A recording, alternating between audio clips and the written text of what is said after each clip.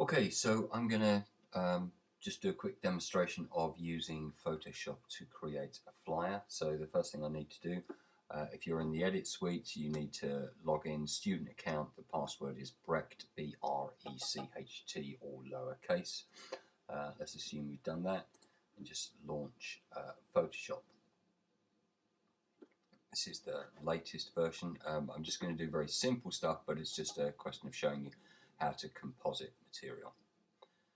So create new, and if it's not already showing there, if I go to print, let's assume the flyer, view all presets, is going to be an A5 flyer. Obviously, if you're doing a poster, you might want to go for A3, various other presets for video, web, and so on and so forth. So select that. I'm going to use it in portrait formation, 300 dots per inch, so that should print at a reasonable colour. I'm happy with it having a white background, so I'll leave all those the same and choose create.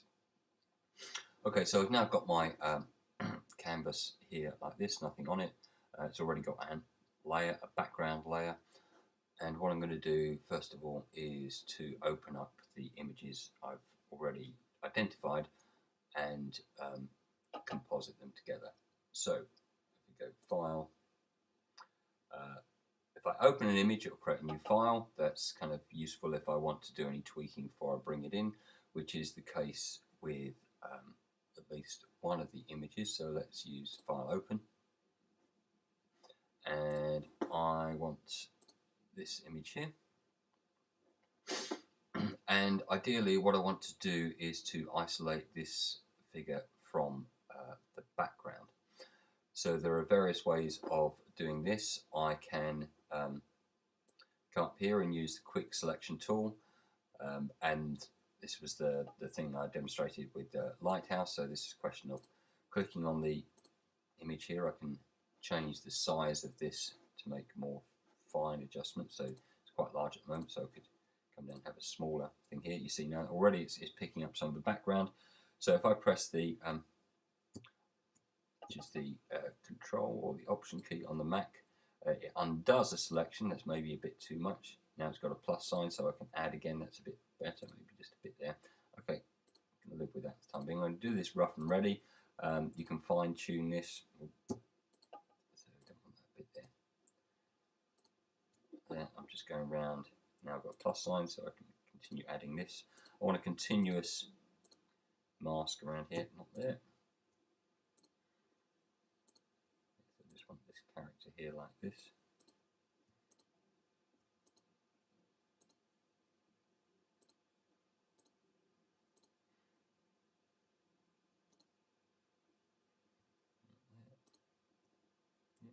Good. Now, I don't actually want this arm here. It doesn't really work in the circumstance that I'm going to be using it. That's too much. Let's see if that's a bit better. Good. Obviously the face. Come up here. Now the hair is going to be a problem, and if I have more time, you'll see later there's a point at which I might want to use a tool to fine tune that. Let's not spend too much time on this. Let's see if we can get something close to what we want.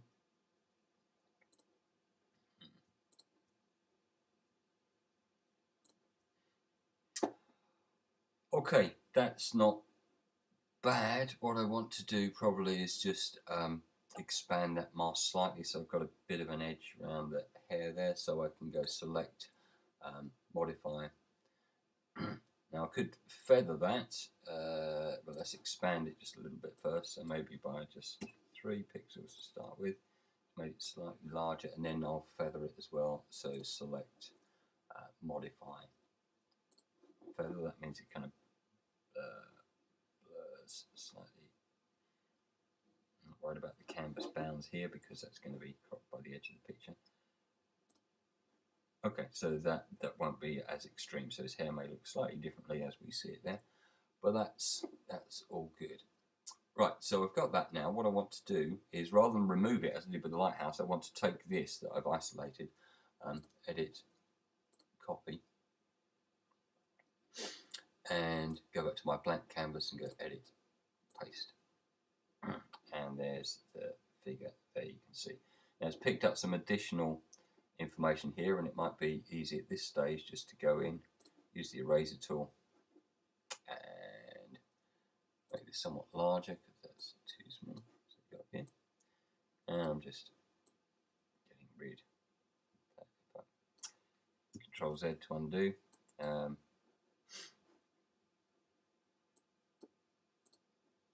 This is the point at which I'd probably zoom in if I wanted to use the eraser tool. And if I reduce the size of this brush, then you can see the way in which I could create the kind of edge that I wanted there. Too much noise around here. Okay, so this is just very rough and ready. You know, you can spend quite a bit of time doing a cutout that's more kind of effective here. No, that's okay, just maybe there.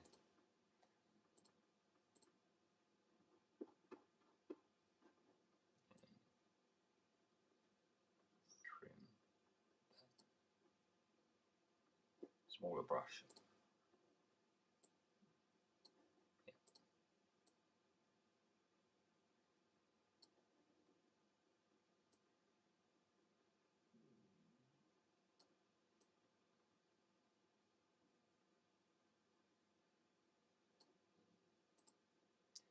Okay, could spend quite a bit more time doing that, but I've got essentially the outline of the character there, so let's just zoom back out again. Now actually this is going to go on top of another image, but we won't worry about that overlay at the moment. So this is layer 1, I could rename that, but I'm not having that many layers, so I don't need to do that. So let's go ahead and bring in the other image, so go File, and we can place this one, place it embedded, and it is this Arch of Triumph here. Okay, so now that's gone over the top of the other one, we won't worry about that at the moment. Okay, so the first thing I want to do with this image is to make it larger. So I'm holding down the Shift key so it scales proportionally, and thankfully it's a high resolution image, so it's not going to look too rubbish. Zoom out. Pull from that side because ideally I'd like to lose those people there. I don't want those as a distraction. So pull this out. The main thing I'm really kind of interested in is having that central pillar there like that. So yeah, that looks okay. Right, so if I'm happy with that, I'll click OK. Now, if I move that below this layer here, there's this figure here. Now, that kind of could work, but as I've got no telltale signs of this character here, in terms of writing or something, what I'm actually going to do, because you see it cuts off here like this, it's going to make a lot more sense if it's over this side of the frame. In fact, let's just go back here. You can see I've got a bit of foreground there. Let's just scale this up a bit more. Transform, scale, pull it down. Do it. That's okay. And the other thing I want to do, let's do it now while we're here, Arch of Triumph. This column here, I want to actually make that upright because it's slightly leaning in the angle the photograph's taken. So it's another issue of a transform, but to help me get that so it's an actual vertical line with the paper, if I can pull a guideline out from the side here like that. So it's just going to allow me to line that up. So now I'm going to go Edit, Transform, Rotate. If I held down the Shift key here, it would do it in increments, I think about 15 or maybe 30 degrees, but I want an actual free-form transform, so I'm not going to hold it. It's not actually a straight pillar, but I want a straightish kind of edge, so I've just tilted that slightly. Yep, happy with that. Here, if I want to get rid of that, just pull it back there, like that. So now let's return to our figure in the foreground here. I want to transform this, so I go up here, Edit, Transform, Flip Horizontal. Now we've got it facing the other way, and move him down here to the corner of the picture, so the bits that we can't see there are kind of cut off. And at this point, in terms of the composition, I might think, yeah, maybe I'll scale that image up as well. So transform, scale, this is the central character in the work. I think we got away with the other arm not being there. We'll just assume it's supporting him or something else like that. Okay, so there's my basic composition there, like that. Before I go any further, what I probably want to do is, because I've got this great big swathe of blue here, this kind of is maybe a bit too cheery for the nature of the piece entailed. So what I'm going to do is replace this blue sky with something slightly more ominous. So one of the selection tools I can use to do this is, again, the next one to the quick selection tool we used earlier, Magic Wand tool. And this takes identical or closely matched swathes of colour and gets them together. It depends on the tolerance involved. If I press, I'm on the wrong layer. Go into the Arch Triumph now. This will work. That's better. If you get that come up, it means you need to rasterize the layer. So I'll come here, go rasterize layer. Now if I try and press the delete key, that's gone to white. That's okay for the minute. Go here, delete. Here. This is doing that heavy lifting of getting rid of the background. You can see there's further elements here. I'm not going to fine tune this, but I'll show you how I'm going to use that. I might want to zoom in slightly. Here. Yep, still picking up the background. That's good. If I want bigger or smaller sensitivity, then I can increase or decrease the tolerance. So if I took the tolerance up to, say, 30 or 40, it would be more relaxed about the colour, so it might pick up more. I'll just demonstrate that. Let's stick it up to 30. Maybe now if I click here, that's still okay, so I'm good with that. And here, yep, should set that at 30 in the first place. What you may find though, if you've got kind of more subtle gradations between the thing you want and the thing you don't, you end up removing too much of it. You can always Control Z to go back if you select too much, but that's kind of okay. So let's just deselect, and now I'm going to use the eraser tool here, and depending on the size of the area, I can alter the size of the brush. I can also change it so it's got a kind of feathered edge rather than being a harsh edge. But for the minute, I can paint over these areas. Now you can see that I could spend a lot more time. I could zoom in and fine tune this. Essentially, I just want to make sure all of this background is white. Did I catch a bit of that? Yes, I did. Right, okay. Just Control Z that to remove that. Right, I'm just going to do this very roughly just to illustrate the point. So I could probably use a bigger brush there, but it's not going to take too long just to pick up everything that is not white there. Right, I'll smaller brush there, zoom in. Brush size 31, smaller still.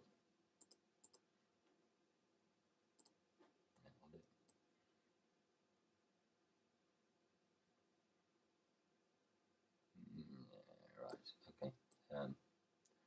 I'm going to go with that, otherwise this will go on forever. Right, let's zoom out. That should be, yeah, there's no obvious big swathes of colour going on there like that. Right, so now the background, normally you can't do anything on the background, but I do want that white in the back there, so if I duplicate the layer, background copy, I'm going to actually work on this one.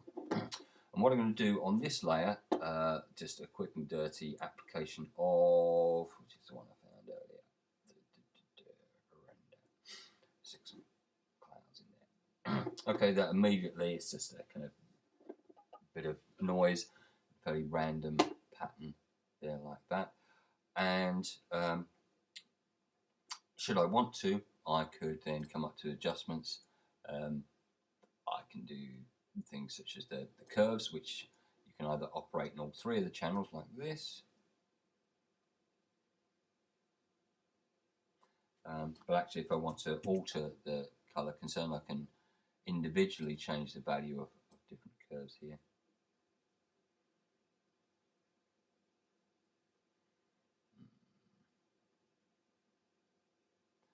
I just think a kind of darker sky would probably do. I could just desaturate the image, so I've got a black and white background. I think one of them's here, hue and saturation. There we go. So I'll turn the saturation right down, then I've got a black and white background. It's maybe too austere.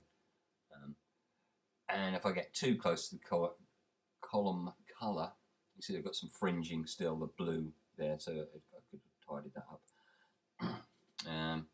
Yeah, maybe about that. So I've altered the background now, and that's slightly more foreboding. Okay, so let's say I'm happy with that as a kind of composite. I've got the central character here, and I've got placed in a particular environment. So now let's add some text, and the character tab here. I've downloaded this font. This seems to match the kind of tone of what I'm after. And let's tap in the title. Not sure about the colour there. The custodian. Yeah, I think I took that colour. Looks like it's probably from that shirt there. Obviously, want something of sufficient contrast. We'll go with that for the moment. But what I'd quite like to do is place that so it's almost sitting on the kind of plinth. Yeah, I could make it bigger so that it spans that column, or move it slightly over, but I quite like it sitting there like that. So I'm moving that around to suit. I can obviously change the font and the size of it accordingly. But it needs to come up slightly so you can actually read it, but it's just using that as a reference point. So I've got the title, I've got bold. Okay. Title there like that, and then maybe put it over a bit more, because what I want to do, I want to add another text layer here. See, every time I add something, I've got a particular layer. If I wanted to ensure that this was the top layer, it's not going over anything else, that's fine. I can just click and drag it up here like this. But I've got another layer I want to add here, which is just the kind of credit line. It's way too big. So let's go down to about 11. A new play. The spacing is a bit extravagant before this. By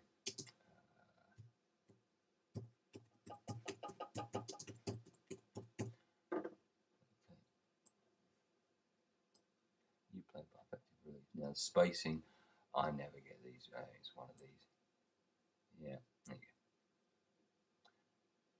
go. And for some reason, the caps there, maybe it's a font where it doesn't have upper and lower case, but it has large caps and small caps. So caps lock on. That's better.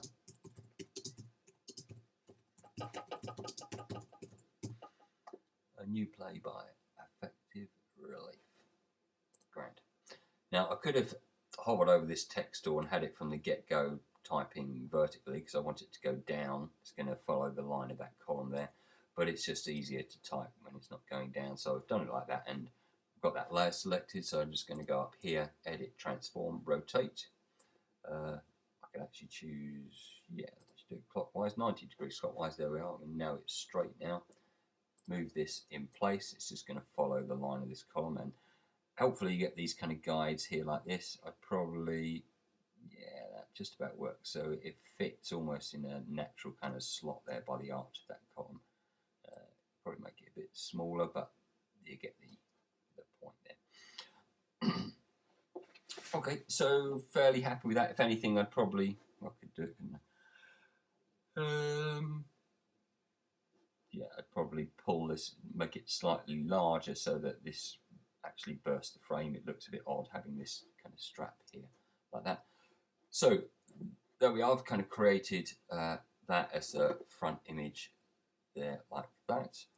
And let's just save that file. Save as. If you save it as Photoshop, as I said earlier, when you open it again, you've still got these layers, so you can go in and tweak it. It is a large file. If you're happy with the final version, then saving it in a smaller file format, typically PNG, which is somewhere here, PNG, JPEG, although that compresses it, does make a smaller file. Depends on the usage you've got. I'm going to keep it as a PSG, so let's call this caps lock Flyer v3. And yes, maximize compatibility, that's all good. So there's my image. Now, as a Flyer, you'd normally expect that it would have a front and a reverse. So what I'm going to do is just File, New, A5 again. There we go. Create. Duplicate the background. Background copy. It's fine. And I'm going to apply the same filter. And so there's some degree of continuity between front and back. If I wanted to, I could just copy the element from the other file in terms of the title, so I'm going to put that on there. So let's actually I've got like the small cabinet title. That's okay. Now I think it was 40 before, wasn't it? Doesn't have to be an option, so just tap in 40. Custodian. Yeah. I probably want to print this out to see if the contrast between the background and the foreground actually works in print. Stick that there like that, and I've got some pre-typed text. I'm not going to make you sit through called untitled text. It describes what the play is about. Control C there, go into the text tool, create another layer. Click it there. Now this has got to be a lot smaller than 40, so let's try 10 to start with. And so probably want to pull this not that much. Control A, make sure I've got it selected. Too much, so it's on top of each other, which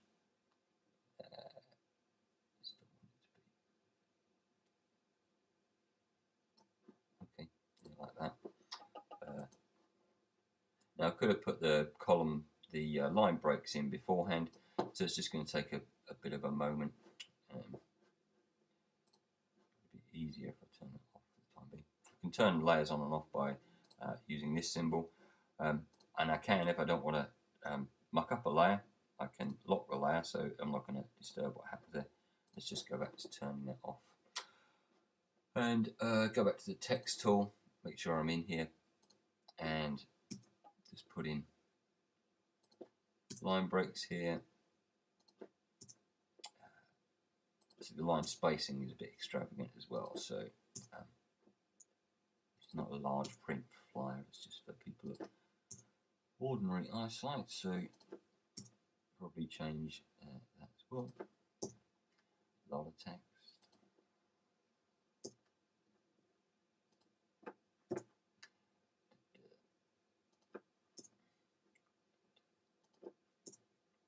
A lot of text.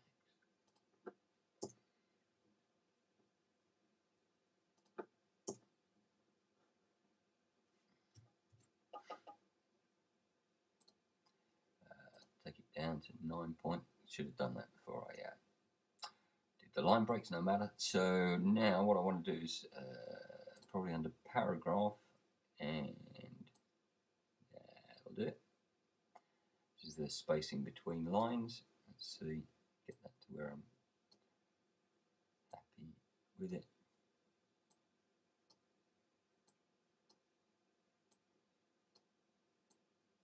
And to be honest, the font I have chosen works better as a heading font than one for body text, so I would probably change this to, I don't know, something. So let's highlight that, change this character here, just something generic like an Arial.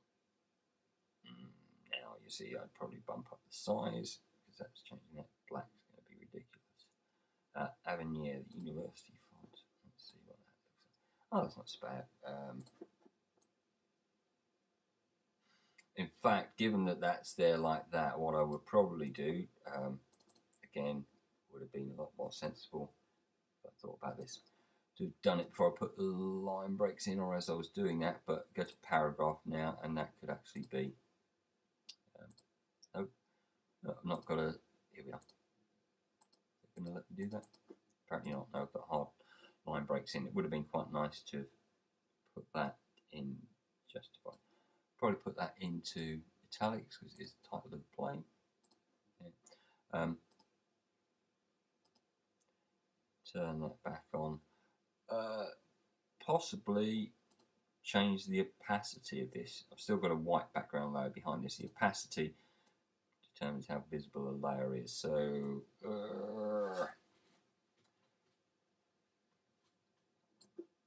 yeah, I think that would work. It's not too difficult to read. And I can always go back to the font and make that. Now I've got Avenir, I could make it bold or change the colour, go to a darker hue for the font. So let's go back to the layer.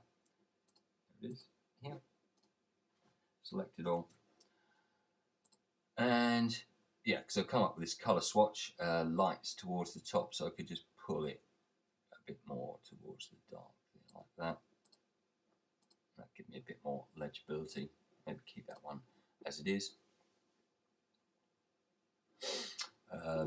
So if this was a proper flyer, what else would I put? I'd probably leave this space here for the particular show date. You know, typically it's a sticker or an overprint that says it's happening at this location, and then thanks to our sponsors, the logos of all the various people who assisted there. But that would really be the bare minimum of what I want to do. Okay, so I'm happy with that. So I just go File, Save, maybe say Flyer 3 reverse, so I know that that one is matched to Flyer 3, Flyer V3.